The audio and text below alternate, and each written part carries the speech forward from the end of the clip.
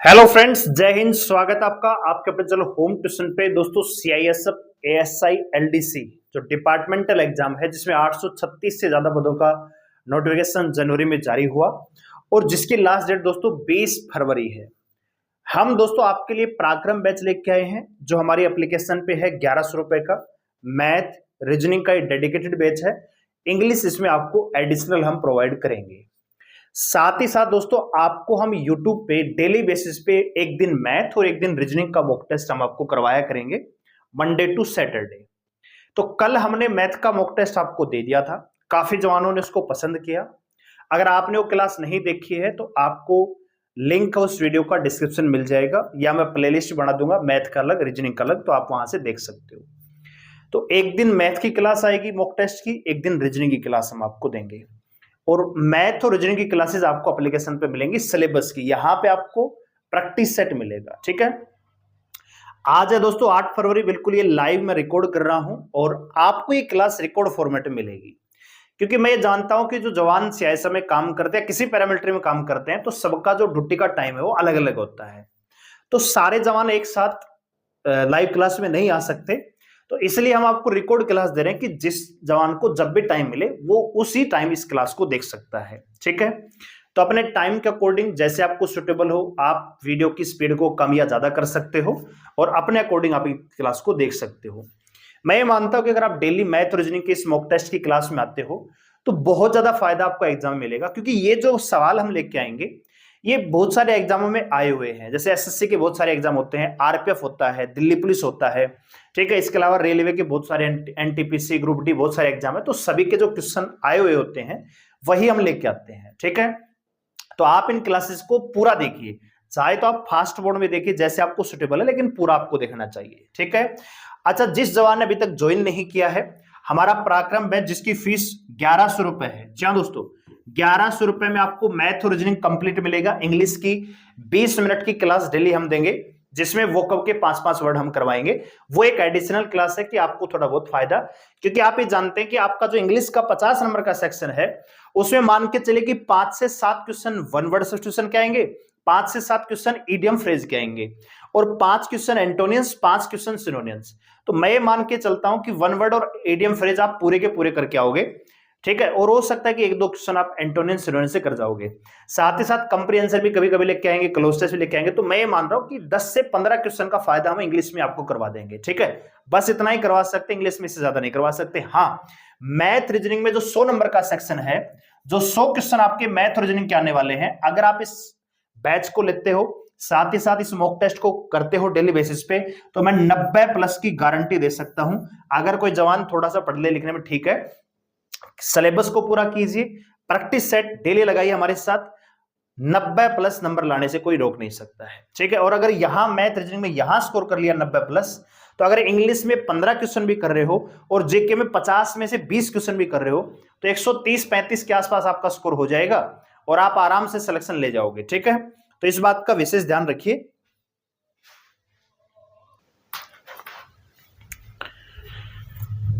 तो जिस जवान को ये बैच लेना है, हमारी एप्लीकेशन का लिंक डिस्क्रिप्शन में दिया हुआ है, आप जाके उस एप्लीकेशन को डाउनलोड कीजिए, रजिस्टर कीजिए, लॉगिन कीजिए और लॉगिन करने के बाद पेड कोर्स में जाएंगे तो आपको पराक्रम बैच मिल जाएगा। जब आप स्लाइड करेंगे पेड कोर्स में तो आप उसको बाय नाउ कर सकते हो। बहुत सारी क्लासेस ऑलरेडी हो चुकी हैं, कुछ क्लासेस हमने रिकॉर्ड डाली हैं जो पहले की हैं, तो आप उनसे हेल्प लेके सिलेबस को पूरा कर सकते हो, मैथ की अंडरस्टैंडिंग ले सकते हो, रीजनिंग की अंडरस्टैंडिंग ले सकते हो। साथ ही साथ हम लाइव क्लास भी आपको दे रहे हैं डेली बेसिस पे, तो वो भी हम लाइव दे रहे हैं, लेकिन आप उनको भी रिकॉर्ड फॉर्मेट में देख सकते हो अपनी सुविधा के अकॉर्डिंग। तो आइए शुरू करते हैं आज की क्लास। तो डेली आपको एक मैथ की क्लास और एक रीजनिंग की क्लास हम डेली बेसिस पे लेंगे, ठीक है। और ये इनका क्लास का टाइम डेली मैं फिक्स कर दूंगा बहुत जल्दी, डेली सुबह सुबह। मैं ये सोच रहा हूं कि सुबह आपको 6 बजे क्लास हम अपलोड कर दे यूट्यूब पे, जब भी आपको टाइम मिले आप अपने अकॉर्डिंग देख लीजिए दोस्तों, ठीक है। लेकिन एक दो दिन थोड़ा सा एडजस्ट करेंगे तो धीरे धीरे शेड्यूल में बढ़ा दूंगा, ठीक है। चलिए शुरू करते हैं आज की क्लास। तो आज हम कर रहे हैं रीजनिंग के क्वेश्चन, ठीक है। कल हमने मैथ के किए थे, आज हम रीजनिंग के। और ये जो मॉक टेस्ट मैं करवा रहा हूं, जहां से क्वेश्चन ले रहा हूं, ये दोस्तों आरपीएफ सब इंस्पेक्टर 2018 की जो भर्ती आई थी उसमें जो पेपर हुए थे वहां से मतलब सेम टू सेम क्वेश्चन लेके आ रहा हूं। तो आपको ये भी पता होगा कि किस लेवल के सवाल आपके में आएंगे और ऐसा नहीं कि कुछ भी रद्दी कंटेंट हम आपको दे देंगे, ऑथेंटिक और रियल कंटेंट आपको देंगे। ठीक है, चलिए। तो पहला सवाल आपकी स्क्रीन पर यह है कि भैया इनमें से शब्द दे रखे हैं, इनमें से कुछ शब्द हैं जो एक विशेष प्रकार का ग्रुप बनाते हैं, यानी एक जैसे ही है, एक शब्द है जो अलग है, उसको आपको छांटना है। ठीक है, तो अगर शब्द देखें तो व्हील, ब्रेक, इंजन, एक्सीलेटर और एक बार्क। भैया बार्क का मतलब होता है भौंकना, किसी पे चीखना, चिल्लाना, भौंकना। ठीक है, जैसे कुत्ता है वो भौंकता है तो बार्क। ठीक है, बार्किंग। व्हील माने टायर होता है, ब्रेक माने आप जानते हैं ब्रेक होता है, इंजन माने इंजन होता है। तो आप ये कह सकते हो कि व्हील, ब्रेक, इंजन, एक्सीलेटर किसमें होते हैं? किसी भी वाहन में होते हैं।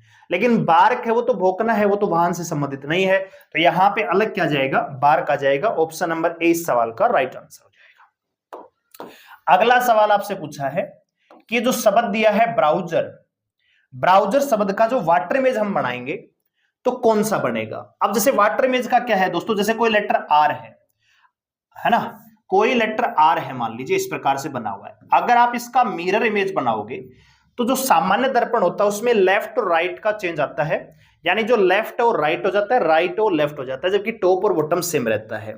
जैसे अगर इस आर का मैं मिरर इमेज बनाऊं तो ये आपको कुछ इस प्रकार से नजर आएगा कि जो लाइन लेफ्ट में है वो राइट में आ जाएगी, और ये घुमाव आप देख रहे हो कि राइट में है, ये लेफ्ट में आ जाएगा। इस प्रकार से ये लाइन आप देख रहे हो राइट में जा रही है तो दर्पण में लेफ्ट में आ जाएगी, और इस आर की जो दर्पण प्रतिबिंब है आपको ऐसा नजर आएगा।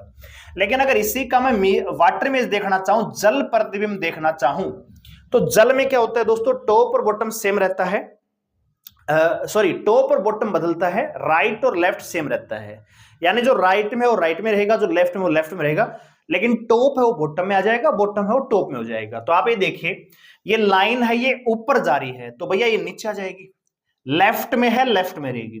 ये घुमाव आप देख रहे हो ऊपर है राइट में तो राइट में ही रहेगा लेकिन नीचे आ जाएगा। ये लाइन आप देख रहे हो राइट में है नीचे की ओर तो राइट में ही रहेगी लेकिन ऊपर की ओर। तो इस आर का जो वाटर इमेज बनेगा वो कुछ इस प्रकार से बनेगा। बस इसी बात का ध्यान रखिए और आप मिरर इमेज, वाटर इमेज आराम से सोल्व कर सकते हो। तो यहाँ पे ब्राउजर का सबसे पहले तो आप आर देख लीजिए, ये जो आर है भैया ये आपको इस प्रकार का नजर आना चाहिए। अब यहां पे देखो ये तो गलत दे रखा है, इन दोनों में कुछ है सामान्य बातें, है ना, इसमें थोड़ा अलग है। यहां पे डब्लू है भैया, डब्लू है वो एम की तरह नजर आएगा, ना कि डब्लू का डब्लू। तो भाई एलिमिनेट कर दिया, ऑप्शन नंबर ए आपका आंसर हो गया, है ना।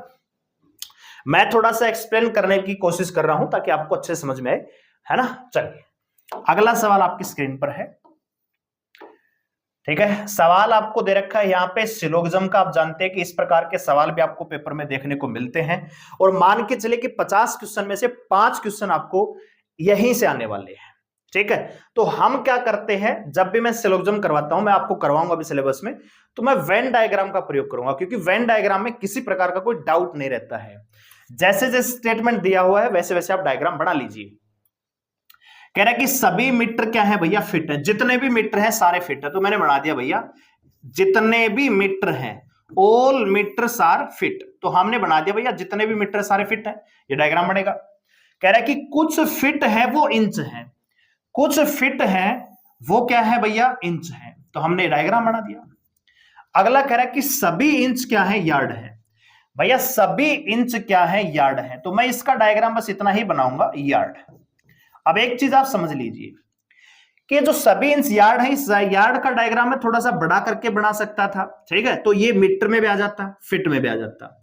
ठीक है, अच्छा जी, और यहां पे आप देख रहे हो फिट में भी आ रहा है। तो बस यही जो कंफ्यूजन होता है इसी को कहा जाता है आइदर और, मतलब यार्ड और मीटर के बारे में क्लियर इंफॉर्मेशन नहीं है, और यार्ड और मीटर किस में आ जाएगा, आइदर और में, यानी इसके बीच में संबंध हो भी सकता है और नहीं भी हो सकता। ठीक है, अच्छा जी, आप कहोगे जी सभी इंच यार्ड हैं तो क्या यार्ड का संबंध फिट से बनेगा? बिल्कुल बनेगा। अगर आप इस डायग्राम को यहां से बनाते, जो इंच वाला डायग्राम यहीं से भी लेते, तब भी इंच का संबंध तो फिट से है, लेकिन इंच का संबंध जो है मीटर से नहीं है। तो यहां पे आइदर और के दो केस बनते हैं। कौन कौन से बन रहे हैं दोस्तों? पहला आपका बन रहा है भैया मीटर और यार्ड, इनके बीच में संबंध हो भी सकता है और नहीं भी हो सकता।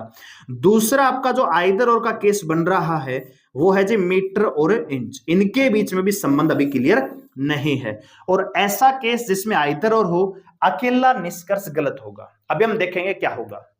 कह रहा है कि कुछ फीट यार्ड है। भैया कुछ फीट डेफिनेटली यार्ड है, बिल्कुल सही बात है।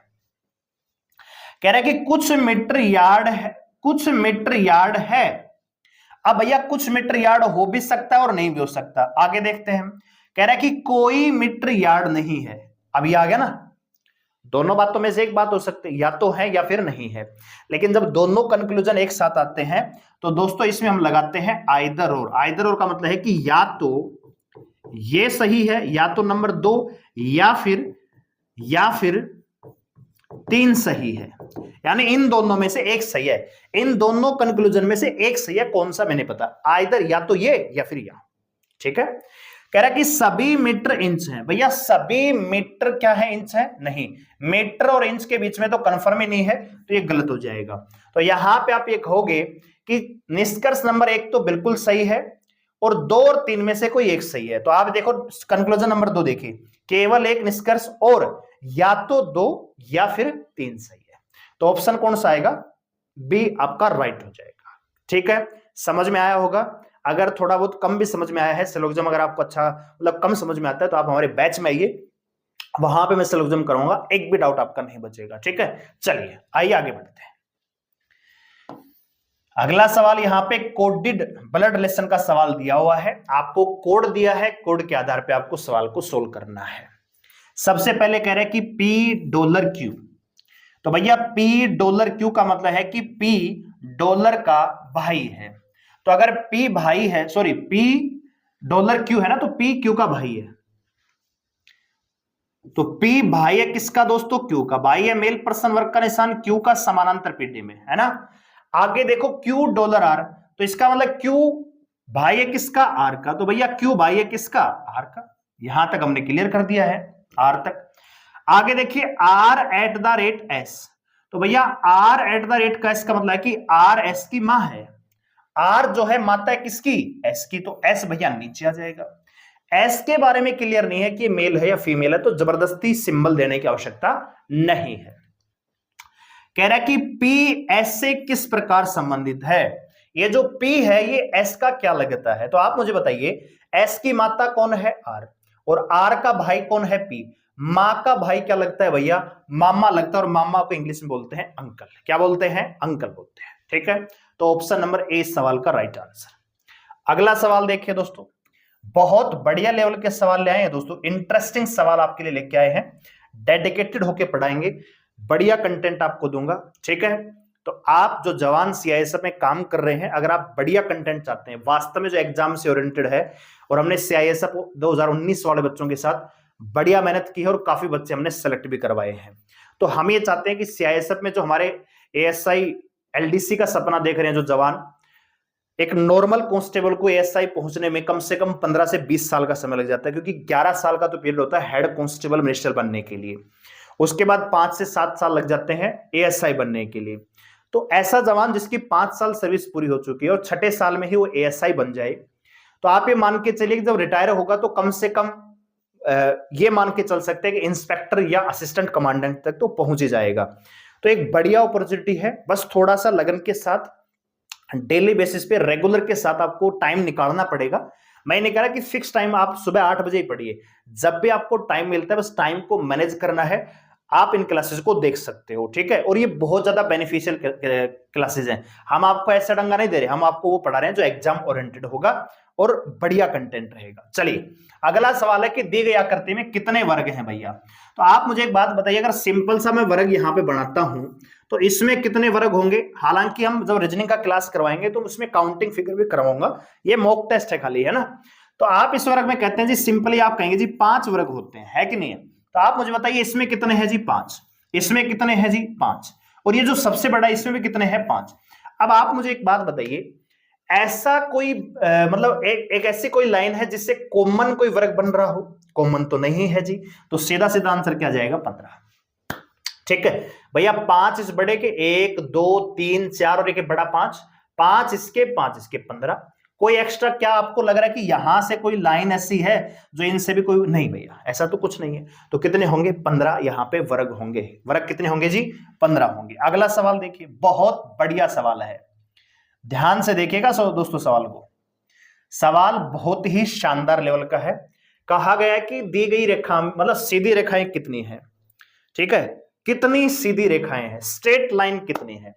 भैया कोई मान लीजिए मैं यहां पे लाइन खींच रहा हूं, एक सीधी लाइन ये है, एक सीधी लाइन ये भी है, एक ये भी सीधी लाइन है, ठीक है। अगर आप यहां से मान लीजिए ऐसे निकाल रहे हो तो ये एक ही काउंट होगी, ठीक है। अगर मान लीजिए आप ऐसे कोई लाइन बना रहे हो, इसमें मैं पूछूं कि मतलब सीधी लाइन कितनी है, तो एक तो ये पूरी सीधी लाइन है, एक ये सीधी लाइन है, फिर एक ये है, एक ये है, एक ये है, एक ये है, तो 6 सीधी लाइन हो जाती है इसमें, ठीक है। तो बस आपको सीधी लाइन के लिए ज्यादा झंझट नहीं करना, सिंपल सा आराम से आप कैलकुलेट कर सकते हो। ये यहाँ पे सीधी लाइन है, इस बात का ध्यान रखना, ठीक है, क्योंकि ये तीर का निशान बना है तो ये स्ट्रेट लाइन है, नंबर 1। फिर ये भी सीधी लाइन है दोस्तों, नंबर 2। ये भी सीधी लाइन है 3, ये भी सीधी लाइन है 4, 4 हो गई दोस्तों। ये सीधी लाइन 5, ये सीधी लाइन 6, ये पूरी सीधी लाइन एक ही है दोस्तों, ये 6 नंबर एक ही है, ठीक है। अच्छा जी आगे देखते हैं, अगला और बना देता हूं। ये सीधी लाइन कितनी है दोस्तों, 7, ये 8, ये 9, ये भैया 10, ये भैया 11, ये भैया 12, ठीक है। तो बिल्कुल सिंपल सा डायग्राम है, देखने में आपको डिफिकल्ट लग रहा होगा, लेकिन जो स्ट्रेट लाइन ही काउंट करनी है तो आप आराम से इनको काउंट कर सकते हो, ठीक है। तो राइट आंसर क्या आएगा यहाँ पे दोस्तों, यहाँ पे कितनी स्ट्रेट लाइन है, तो हमने कितने काउंट किए हैं दोस्तों, 12, और यही सवाल का राइट आंसर है, 12 इज करेक्ट आंसर, ठीक है। चलिए आगे बढ़ते हैं अगले सवाल पे। ये आपको यहां पे डाइस दिया हुआ है और अलग अलग स्तर पे कह रहा है कि अलग अलग रंग बने हुए हैं, किसी पे पर्पल है, किसी पे रेड है, किसी पे व्हाइट है, किसी पे ग्रीन है, किसी पे ग्रे है, किसी पे नारंगी है, और आपसे पूछा है कि हरे रंग की सतह के विपरीत कौन सी सतह वाला रंग आएगा, ठीक है। तो आपको करना क्या होता है इस प्रकार का, जब भी आपको डाइस दिया जाए तो आप ये देखिए का कोई ऐसी सरफेस है जो कॉमन है, तो आप देखोगे यहां पे भी रेड कॉमन है, यहां पे भी रेड कॉमन है, तो हम क्या करेंगे, कॉमन सरफेस को राइट डाउन कर लेंगे। मैंने लिखा भी पहले डाइस में रेड है, हाँ जी रेड है, दूसरे में भी रेड है, हाँ जी रेड है। अब आपको करना क्या है, जो कॉमन सरफेस है या कॉमन नंबर है उससे क्लॉकवाइज डायरेक्शन में डायरेक्ट सरफेस देखना है। भैया रेड के बाद क्या है, व्हाइट, व्हाइट के बाद क्या है, पर्पल, तो मैं लिख रहा हूं रेड के बाद क्या है, व्हाइट, और व्हाइट के बाद क्या है जी, पर्पल। इसमें आप देखिए रेड के बाद क्या है जी, ग्रीन, तो ग्रीन को मैं जी से रिप्रेजेंट कर रहा हूं, और ग्रीन के बाद क्या है जी, ऑरेंज, तो यहां पे ऑरेंज। तो भैया पर्पल का विपरीत तो ऑरेंज हो गया, व्हाइट का विपरीत क्या हो गया, ग्रीन हो गया, और रेड का विपरीत क्या होगा, ग्रे हो जाएगा। भैया रेड का विपरीत क्या हो जाएगा, ग्रे हो जाएगा, ठीक है। अब आपसे पूछा क्या है जी, ग्रीन के विपरीत, हरे के विपरीत, तो हरे के विपरीत क्या है भैया, व्हाइट यानी सफेद, यही सवाल का आंसर। सेशन अगर आपको अच्छा लग रहा हो तो सेशन को लाइक जरूर करिएगा, ताकि हमें पता लगे कि हमारी क्लासेस कैसी जा रही है, क्या आपको समझ में भी आ रहा है कि नहीं आ रहा, कंटेंट आपको अच्छा लग रहा है कि नहीं लग रहा, तो लाइक से पता लगता है, और कमेंट करके जरूर बताइएगा, है ना। और अगर आप सिलेबस चाहते हो तो आप हमारे पराक्रम बैच में आइए, लिंक डिस्क्रिप्शन में एप्लीकेशन का डाउनलोड कीजिए, रजिस्टर कीजिए, लॉगिन कीजिए, पेड कोर्स में जाइए, बहुत बढ़िया कंटेंट आपको दे रहे हैं, सिलेबस के साथ साथ प्रैक्टिस यहाँ पे करवा रहे हैं, मैथ रीजनिंग में एक भी सवाल बाहर नहीं जाने देंगे, ठीक है। संख्याएं बदल सकती हैं, टाइप नहीं बदलेगी। अगला सवाल देखिए दोस्तों, कह रहा है कि एक आदमी की ओर इशारा करते हुए एक लड़की ने कहा, भैया कोई आदमी खड़ा है और मैं लड़की हूं, मान लीजिए मैं उसकी तरफ इशारा कर रहा हूं, आदमी की तरफ, मैं लड़की हूं, यह मेरे पति के पिता के पिता है। भैया मैं लड़की, ये जो आदमी है मेरे पति का पिता, मेरे पति का पिता कौन होगा, ससुर, और ससुर का पिता दादसरा जिसको कहा जाता है ना, दादसरा, दादाजी ससुर, है ना। तो कह रहा है कि भैया वह व्यक्ति उस लड़की से किस प्रकार संबंधित है, तो भैया दादसर तो नहीं है, लेकिन ग्रैंडफादर आप कह सकते हो, दादाजी, है ना, ससुर नहीं आएगा दोस्तों, पति का पिता ही ससुर हो गया, लेकिन वो है कौन दोस्तों, पति के पिता, यानी ससुर के पिता है, और ससुर के पिता दादाजी कह सकते हो, दादसरा कहा जाता है हरियाणा में, ठीक है। तो ये आंसर आएगा ऑप्शन नंबर डी, करेक्ट। आइए आगे बढ़ते हैं। अगला सवाल कह रहा है कि यहां पे भैया ये 5 आपको समूह दिए गए हैं, इनमें से 4 हैं वो किसी ना किसी प्रकार से समान है, एक समूह अलग है वो आपको बताना है, और क्यों है ये भी आप जरा बताने की कोशिश कीजिए। अगर कोई सवाल ऐसा लग रहा हो कि मैं जल्दी कर रहा हूं या स्लो कर रहा हूं, तो आप वीडियो को पॉज करके खुद भी सॉल्व कर सकते हो, फिर आप आगे बढ़ के चेक कीजिए कि आपने सही किया या गलत किया। ऐसे भी आप कर सकते हो, है ना। खाली बस मुंह आंख बंद करके बस हाथों में लेके ऐसे चलना नहीं है, दिमाग नहीं चलेगा, थोड़ा सा यूज कीजिए दिमाग का। तो भैया आप एक बात बताइए, ए से ई हुआ, मुझे इनकी प्लेस वैल्यू याद है, मैं उम्मीद करूंगा कि आप भी प्लेस वैल्यू याद कर चुके होंगे या कर लेंगे, तो ये सवाल बहुत ज्यादा जल्दी हो जाते हैं। भैया ए से ई हुआ, 1 से 5 हुआ तो प्लस का 4 है, 5 से 9 हुआ फिर से प्लस का 4 है, यानी यहां पे तो प्लस का 4 पैटर्न है। 13 से 17 हुआ प्लस का 4, 17 से 21 प्लस का 4, ठीक है।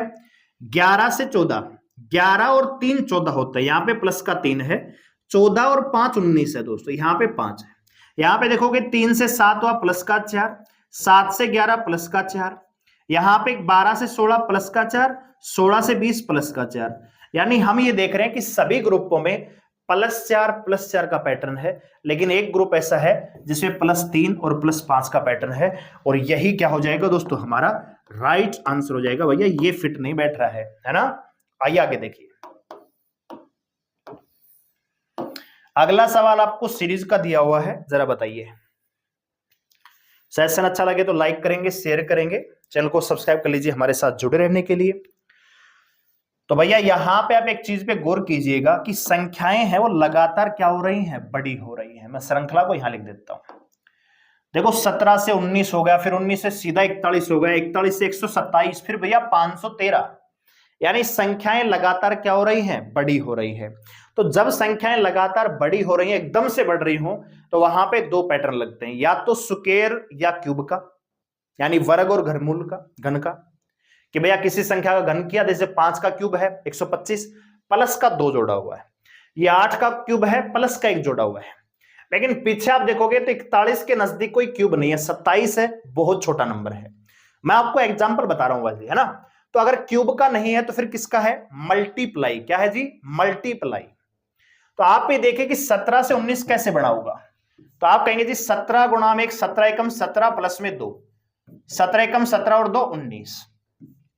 19 से 38 कैसे बना जी, 19 दूनी 38 और प्लस का 3 भैया 41, क्रम सा चल गया, गुणा 1 प्लस 2, गुणा 2 प्लस 3, गुणा 3 प्लस 4, है ना।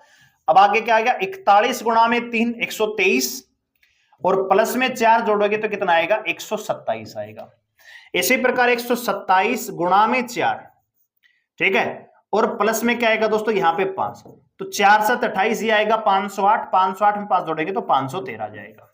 आगे देखो भैया 513 प्लस में 5, सॉरी गुणा में 5 करेंगे, प्लस में 6 करेंगे, तो 5 15, यानी ये आएगा आपका 2565, और 6 जोड़ेंगे तो 2571। इस सवाल का क्या होगा, राइट आंसर हो जाएगा ऑप्शन नंबर सी। ठीक है, उम्मीद करता हूं समझ में आया होगा।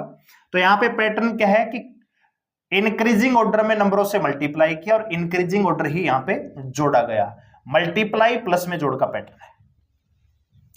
अगला सवाल देखिए, कोडिंग डिकोडिंग का सवाल है, और काफी अच्छा सवाल है दोस्तों। कह रहा है कि किसी सांकेतिक भाषा में भैया हमने येलो, YELLOW, येलो को लिखा है BVOOLD, और आपसे पूछा उसी सांकेतिक भाषा में ग्रीन को क्या लिखा जाएगा।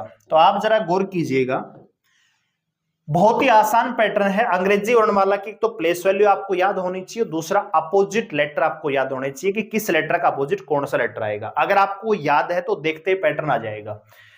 भैया आजाद boy, evening, love love love, दूध वाला, अपोजिट लेटर का प्लेस वैल्यू है, बस खाली कुछ नहीं है। तो यहां पे जी का क्या जाएगा दोस्तों, जीटी रोड, है ना, इंडियन रेलवे, इवनिंग, इवनिंग और मालवीय नगर। मैं आपको बता चुका हूं, क्लास दे चुका हूं, आपने नहीं दिखा देख लेना, नहीं तो और भी दे देंगे क्लास, है ना। तो TIVVM, ऑप्शन नंबर डी इस सवाल का क्या हो जाएगा, करेक्ट आंसर हो जाएगा। एक और सवाल है भैया, एक और सवाल ले लिया है, सीरीज का ही एक और सवाल है। ये सवाल सारे के सारे दोस्तों डिटो, है ना, RPF सब इंस्पेक्टर 2018 वाली भर्ती में आए हुए हैं। तो ये मत सोचना कि ऐसे ही सवाल उठा लिए, ठीक है, सब इंस्पेक्टर में आए हुए हैं ये, वही सवाल मैं आपको लेके करवा रहा हूं। तो यहां पे 295 से 308 हुआ, संख्याएं क्रम में है, मल्टीप्लाई नहीं हो सकता, बहुत बड़ी संख्याओं का गैप नहीं है। अंतर चेक कीजिए, 8 में 5 गई 3 और 10 मतलब 9 में 9 गई 0। ठीक है भैया, आप एक बात बताइए कितने का अंतर है यहाँ पे? 295 से 308 हुआ, मतलब कितने का अंतर है? 15 का। 15 का है कि 13 का है? देखो 8 में 5 गई 3 और 10 में 9 गई 1, 13 का अंतर है। आगे देखिए क्या यहाँ पे 13 का अंतर है? नहीं। 308 से 327 हुआ तो 19 का अंतर है। यहां पे 13 का अंतर था, यहां पे 19 का अंतर था। अच्छा जी, यहां पे देखिए 12 में 7 गए कितना बचेगा? 5। ठीक है, 12 में 7 गई 5 और यहां पे भैया 4 में 2 गई 2, 25 और यहां पे 31 का अंतर है। तो आप देखोगे 13 से 19, 19 से 25, 25 से 31, कम समझ में आ रहा होगा। लेकिन अगर आप इनको गौर से देखोगे तो भैया 13 से 19 कितना गैप है? प्लस का है, फिर यहां भी प्लस है, फिर यहां भी प्लस है, तो आगे भी प्लस 6 कर दीजिए। 31 और प्लस में 6 करेंगे तो 37, यानी 383 में 37 जोड़ दीजिए। ठीक है, तो 7 और 3 10, 420 इस सवाल का क्या होगा? राइट आंसर हो जाएगा। खत्म। तो कोई सवाल ज्यादा दिक्कत करे तो आप अंतर निकाल सकते हो, है ना। अगला सवाल देखिए, यहां पे कह रहा है कि 1468 का संबंध जो 19 से है वैसा ही संबंध आपको बताना है 2224 का किससे होगा। तो आप जरा गौर कीजिएगा और एक चेक कीजिए कि 1468 से कैसे 19 बढ़ाया जा सकता है। क्या क्यूब है? नहीं, क्यूब से तो बड़ा नहीं है। क्या मल्टीप्लाई में आता है? 19 6 का 114। ठीक है, नहीं भैया, ये भी पैटर्न नहीं है। क्या 9 का कोई संबंध है इन संख्याओं से, आखिरी के 2 से? नहीं, 9 का मल्टीपल भी नहीं है। तो फिर क्या करें दोस्तों? तो आप यहां पे देखिए, अंकों का जोड़ करके देख लीजिए। 4 और 1 5, 5 और 6 11, 11 और 8 19, यानी इन सभी डिजिट को जोड़ने पर आपका 19 आ रहा है, यानी डिजिट का सम आगे लिखा हुआ है। तो सेम चीज यहां पे करेंगे तो 2 3 6 और 4 10, तो 10 यहां पे आ जाएगा। सवाल का आंसर क्या हो जाएगा दोस्तों? 10 हो जाएगा। ठीक है, आइए आगे बढ़ते हैं अगले सवाल पे। यहां पे आपको आकृति को पूरा करना है और बताना है कि इस पार्ट में कौन सी आकृति आ सकती है। तो सबसे पहली बात तो भैया ये लाइन आप देख रहे हो कि यहां से ये यहां से आ रही है। ठीक है, तो एक तो लाइन यहां से टच होगी ऐसे, फिर दूसरा आपका यहां पे जाएगी, सेम इसका अपोजिट बन जाएगा वाटर इमेज, तो यहां पे जानी चाहिए कहीं। ठीक है, या फिर आप बताइए दोस्तों क्या होगा। तो देखो एक चीज तो क्लियर है कि ये बॉक्स तो यहां पे नहीं बनेगा, किसी प्रकार का बॉक्स नहीं बनेगा, क्योंकि ये ट्राइंगल यहां से ऐसे हो रही है, फिर ये, तो ये एक लाइन यहां से आएगी और भैया दूसरा यहां से आएगी, इस प्रकार से कहीं आएगी ये ऐसे। ठीक है, तो ये भी नहीं है, ये नीचे की ओर नहीं होगा, तो बचा कौन सा दोस्तों? ऑप्शन नंबर देखो, ये एक यहां से, देखो ये लाइन निकल गई, एक यहां से निकलेगी, एक ये निकल गई है, और एक ये क्रॉस कर देखो, तो ये आकृति यहां से बन जाएगी। ठीक है, अगला सवाल देखिए भैया, कह रहा है कि दिए गए चित्र में कितने समकोण त्रिभुज हैं? राइट एंगल ट्राइंगल, यहां कर देता हूं, देखिए आपको। ठीक है, यहां पे ऑप्शन सी में 6 लिखा हुआ है, यहां पे 10 है, करिए। तो राइट एंगल ट्राइंगल क्या होता है दोस्तों? जिसमें एक एंगल कितने का हो? 90 डिग्री का हो। एक एंगल कितने का हो दोस्तों? 90 डिग्री का हो। ऐसे भी हो सकता है, ऐसे भी हो सकता है, ऐसे भी हो सकता है। ठीक है, तो आपको राइट एंगल फाइंड आउट करना है। तो देखिए दोस्तों, सबसे पहले राइट एंगल आप फाइंड आउट कीजिए। अगर मैं नंबर देना चाहूं तो यहां पे देखिए ए बी सी। ठीक है भैया, ए बी और ये सी। ठीक है, लिख भी देता हूं। पहला ट्राइंगल हमने फाइंड आउट किया है जी एबीसी। अगला देखिए, यहां पे मैं डी नाम दे देता हूं, तो आप देखोगे दूसरा right angle triangle A C D बनेगा कि नहीं बनेगा? ए सी डी बनेगा, तो दूसरा ट्राइंगल है जी ए सी डी। ठीक है जी, अच्छा जी, आपको और भी नजर आएगा। यहां पे देखिए, इसको मैं नाम देता हूं पॉइंट को पी, और यहां पे देता हूं ओ, तो देखो पी ओ सी है कि नहीं है? हाँ जी, आप कहेंगे जी पीओसी है। इसी प्रकार आपको एक और ट्राइंगल मिलेगा, यहां पे मान लीजिए मैं देता हूं पी एफ, तो यहां पे देखो पी एफ सी, ये भी ट्राइंगल है, पी एफ सी, ये भी तो ट्राइंगल है, क्या है जी? P F C.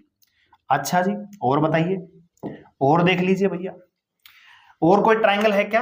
हाँ जी बिल्कुल है, होने चाहिए ट्राइंगल तो आप यहाँ पे नाम दीजिए, मान लीजिए यहाँ पे पी लिख देता, पी तो आ लिया है, मान लीजिए एस दे देता हूं और यहाँ पे टी लिख देता हूं, तो आपको ट्राइंगल लग जाएगा पी एस टी, ये बड़े वाला पी एस टी है ना। ट्राइंगल क्या है जी? P S T. और एक ट्राइंगल आपको ये भी नजर आ रहा होगा, यहाँ पे मैं लिख देता हूं वाई, तो P Y T, P Y T. ठीक है दोस्तों, पी वाई टी।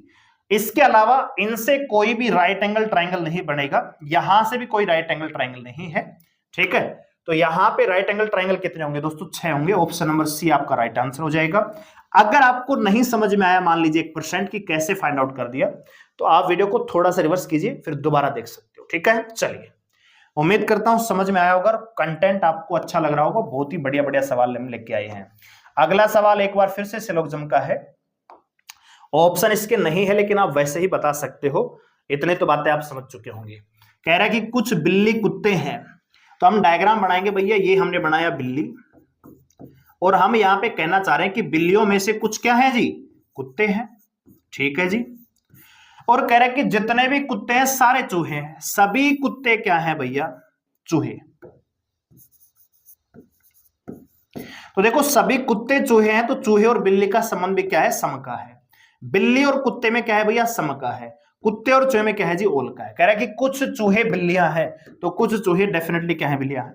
सभी चूहे बिल्ली हैं, सभी चूहे बिल्ली नहीं है। तो यहां पे केवल निष्कर्ष नंबर 1 यहां पे फॉलो हो जाएगा। क्लियर है? चलिए अगला सवाल देखिए। अगला सवाल एक बार फिर से कोडिंग डिकोडिंग का है। कह रहा है कि किसी सांकेतिक भाषा में, मैं लिख देता हूं फिर आप तब तक दिमाग लगाइए। किसी सांकेतिक भाषा में रीडिंग को जी लिखा है FJWILSN लिखा है, और आपसे पूछा उसी सांकेतिक भाषा में फॉर्मूला को क्या लिखा जाएगा? फॉर्मूला।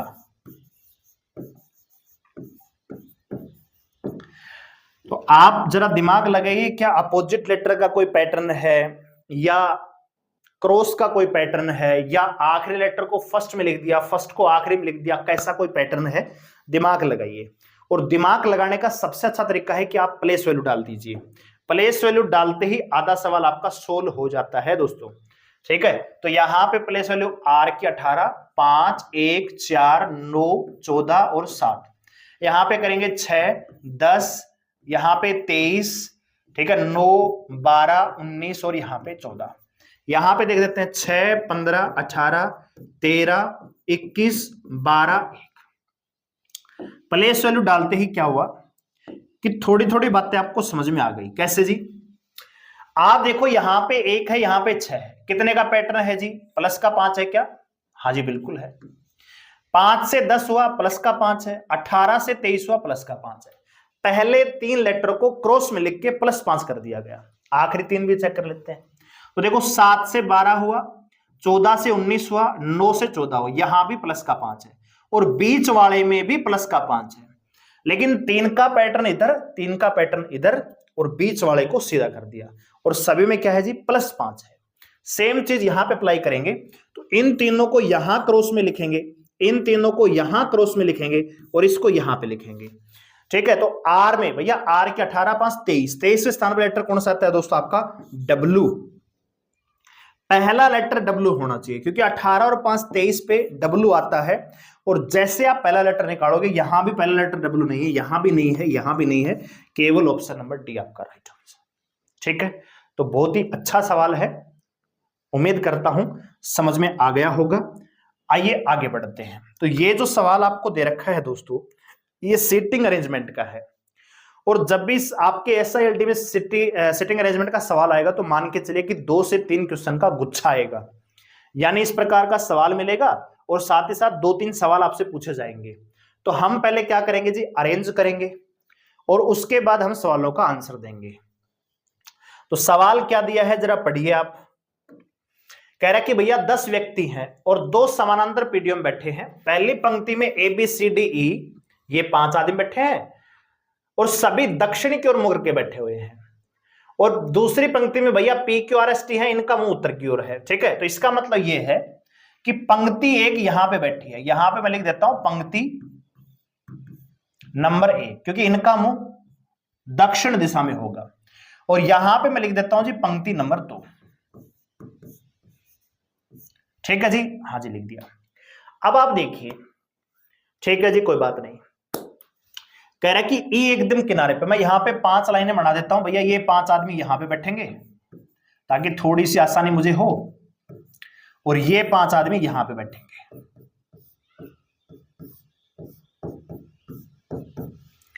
कह रहा है कि पी है, सॉरी ई है वो पंक्ति के एकदम किनारे पे बैठा है। तो आप मुझे बताइए, अगर ई किनारे पर बैठा है भैया, तो ई है वो या तो यहां पे बैठा होगा कहीं, या फिर यहां बैठा होगा। लेकिन आप ध्यान रखिए, जब इनका मुंह दक्षिण की ओर है, तो जो आपका राइट है वो इनका लेफ्ट होगा, और जो आपका लेफ्ट है वो इनका राइट हो जाएगा। इस बात का ध्यान रखिए, मतलब ये जो ए है यहां पे बैठा होगा, तो इसका बायां कौन सा होगा, ये होगा, ये वाला। लेकिन आपका तो ये दायां है ना, आप जो मुझे देख रहे हो, आपके इस तरफ क्या है, राइट हैंड है, लेकिन मेरा क्या है, लेफ्ट है, मतलब मैं आपके सामने बैठा हूं। तो इसी प्रकार से बैठे होते हैं। तो जब भी व्यक्तियों का मुंह दक्षिण की ओर होता है, तो वहां पे राइट और लेफ्ट चेंज होता है, यानी जो बायां और दायां है वो क्रॉस हो जाता है, अपोजिट हो जाता है। ठीक है, चलिए अगली स्टेटमेंट क्या है जी, बी का स्थान ई के बाईं ओर दूसरा है। अगर मान लीजिए ई को हम यहां बैठाते हैं, हम मान लेते हैं ई यहां बैठा है, तो भैया अगर यहां बैठा है तो ई का बायां किस तरफ, इस तरफ, ई का बायां इस तरफ होगा। ठीक है, और बी जो है कि बाईं ओर दूसरा है, तो भैया यहां पे भी बैठ जाएगा। अगर मान लीजिए आप ये कहते हैं कि जी ई यहां पे बैठेगा, तो इसके बाईं ओर तो कुछ है ही नहीं, ये तो इसका दायां है ना। तो इसका मतलब एक बात क्लियर हो गई, यहां पे ई नहीं है, ई कहां है, यहां पे। बस चीजें समझ में आनी होगी, यहां पे ई बैठेगा, और ई के बाईं दूसरे पे कौन है जी, बी। और कह रहा है कि बी है वह क्यू के बिल्कुल सामने है, तो इसके सामने कौन बैठा है जी, क्यू। खत्म। अगला देखिए, क्यू पी का पड़ोसी नहीं है। पड़ोसी का मतलब जो है क्यू, ना तो पी यहां है ना ही पी यहां है, पी हो सकता है यहां या फिर इन दोनों स्थानों पे। आगे देखिए, क्यू पी का पड़ोसी नहीं है जो ई के सामने नहीं बैठा है, मतलब पी जो है ना वो ई के सामने नहीं बैठा। यहां पे एक ही बात में 2 हिंट दे दिए कि बी ई का, मतलब अगला क्या है भैया, ये क्यू जो है पी का पड़ोसी नहीं है। एक तो ये हिंट हो गया कि भैया पी इन दोनों स्थानों पे नहीं है, और दूसरा ये है कि पी जो है ई के सामने भी नहीं बैठा है। तो भैया पी नहीं यहां, तो पी कहां भैया, यहां पे, ये पी आ गया। आगे देखिए, सी और टी विकर्ण बनाते हुए एक दूसरे के सामने बैठे हुए हैं, तो सी और टी, भैया यहां पे तो ई बैठा है, तो यहां पे सी आ जाएगा, यहां पे टी आ जाएगा। ठीक है, यहां पे टी आ गया। अगला देखिए, ए एस के विपरीत बैठा हुआ है, जो पी और क्यू के बीच में, तो पी और क्यू के बीच में यहां पे कौन बैठा है जी, एस, और ए यहां पे बैठा है। अब यहां पे कौन बचेगा जी, डी, और यहां पे कौन बचेगा जी, पी क्यू आर। ये आपने अरेंजमेंट कर दी है। अब सवाल पहला क्या पूछा है जी, कह रहा है कि P के बाईं और तीसरे स्थान पे कौन बैठा हुआ है, तो P के बाईं और पहला, दूसरा, तीसरा कौन बैठा है जी, R बैठा है। तो पहले सवाल का आंसर तो क्या हो गया, R हो गया। अगला आपसे कह रहा है कि भैया यहां पे E का स्थान E से मतलब बदल दिया जाए, है ना। तो यहां पे बदल देते हैं एक बार थोड़ा सा, E का स्थान A से, मतलब यहां पे E को बैठा दिया जाए, यहां पे A को। ठीक है, यहां पे E आ जाएगा, यहां पे A आ गया। ठीक है जी, D का स्थान C से, D और C को बदल दो। ठीक है, तो इनको बदलते हैं, D और C, तो यहां पे D और C, यहां पे क्या आएगा C, और यहां पे D। S और Q का स्थान भी बदल दीजिए, S और Q, तो भैया S और Q, तो यहां पे S को बैठाइए, यहां पे Q को बैठाइए। नई बैठने की व्यवस्था में कौन सा कथन सत्य होगा, B A के दाईं और दूसरे स्थान पे है, तो B जो है A के, ये कौन सा है दोस्तों, ये बायां है, इसका दायां नहीं है, तो ये तो गलत हो गया। T S के बाईं और दूसरे स्थान पे है, T S के बाईं और दूसरे स्थान पे है, ये बात बिल्कुल सही है। ठीक है दोस्तों, अगला सवाल भी ऐसा ही है, इसमें क्रॉस करेंगे भैया, E का स्थान से ही बदल दीजिए, तो फिर से आप बदल देंगे और आंसर दे देंगे। ठीक है, तो बहुत ही बढ़िया सवाल ये है। पहले आपको अरेंजमेंट करना है। देखो एक चीज आप समझ लीजिए, इस प्रकार के सवाल में अगर एक व्यक्ति भी आपने गलत बैठा दिया, हो सकता है कि 4 पेयर आपने सही बैठा दिया लेकिन एक भी गलती से गलत बैठा दिया तो हो सकता है कि आने वाले तीनों सवाल आपके गलत हो जाए। इसलिए अरेंजमेंट को सही करना है, और अगर अरेंजमेंट आपने सही किया तो 3 नंबर आप सेकंडों में लेके जाएंगे दोस्तों। ठीक है, तो ये था दोस्तों आज का हमारा रीजनिंग का टेस्ट। ठीक है, जिसमें हमने 17-18 सवाल किए हैं। जिस भी जवान को सिलेबस करना है, हमारी एप्लीकेशन का लिंक डिस्क्रिप्शन में है, आप डाउनलोड कर लीजिए। पराक्रम बैच चला हुआ है 1100 रुपए में। ठीक है, अभी फरवरी की 8 तारीख हुई है, मान के चले कि मार्च के 31 मार्च तक आपका मैथ लगभग अर्थमेटिक कंप्लीट करवा दिया जाएगा। ठीक है, और रीजनिंग उससे भी पहले, या मान के चलिए 31 मार्च तक मैथ और रीजनिंग दोनों ही करवा देंगे। ठीक है, तो आराम से आप इनको डेली बेसिस पे क्लास देखिए। टाइम इसलिए लगेगा क्योंकि मैथ की क्लास भी दूंगा, रीजनिंग की क्लास भी दूंगा, साथ ही साथ एक दिन मैथ का मॉक टेस्ट और एक दिन रीजनिंग का मॉक टेस्ट भी हम देंगे, और इंग्लिश भी क्लास देंगे। ठीक है, तो 31 मार्च तक का टारगेट रखा है, हो सकता है उससे पहले भी हो जाए, रीजनिंग उससे पहले हो जाएगी। ठीक है, बीच बीच में मैराथन क्लास भी देंगे, 2-2 घंटे 3-3 घंटे क्लास भी देंगे जरूरत पड़ेगी तो आप जो CISF में काम कर रहे हैं, अगर तैयारी करना चाहते हैं ASI LDC की बढ़िया तरीके से, तो आप इस कोर्स को ज्वाइन कर सकते हैं। सेल्फ स्टडी करने का अभी आपके पास उतना, मतलब जो मैं कहता हूं कि 5 साल पढ़ाई से दूर हो गए हो तो बहुत सारी चीजें आप भूल चुके होंगे, तो सेल्फ स्टडी आपके लिए ज्यादा हार्ड हो जाएगी इस टाइम दोस्तों। ठीक है, तो मेरा ये मानना है कि अगर आप इस कोर्स में आएंगे तो जो चीजें आपने भूल रखी है, मान लीजिए अगर किसी ने पढ़ रखा है तो रिमाइंड हो जाएंगी, और ऐसा जवान जो मान लीजिए थोड़ा सा एवरेज है पढ़ाई में, तो उसके लिए तो बहुत ज्यादा फायदा यहाँ पे हो जाएगा। अगर आप सिलेबस करते हैं और साथ ही प्रैक्टिस करते हैं तो मैथ और रीजनिंग में 90+ नंबर लाने से कोई नहीं रोक सकता, और जो जवान इस मैथ और रीजनिंग में 90+ ले आया आराम से SI बनेगा। ठीक है, तो उम्मीद करता हूं आज का ये मॉक टेस्ट आपको अच्छा लगा होगा, समझ में भी आया होगा। सेशन को लाइक करिए, शेयर कीजिए, और कमेंट करके बताइए कि आपको ये सेशन कैसा लगा। कल लेके आएंगे मैथ, एक दिन रीजनिंग। ठीक है, धन्यवाद, जय हिंद।